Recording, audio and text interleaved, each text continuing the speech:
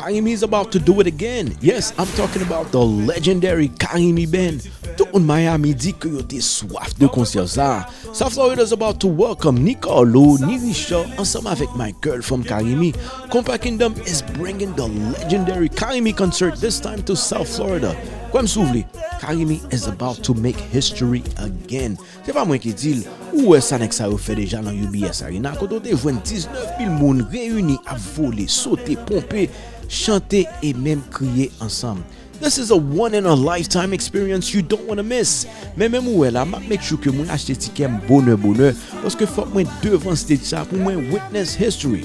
Por favor, bon côté au boss, baby, I miss you. From ça mauvais. We are talking about countless hits. Friday, March 21st, Carimi at the Dunk Amaret Arena. Show up and represent not just for Carimi, but let's do it for Haiti.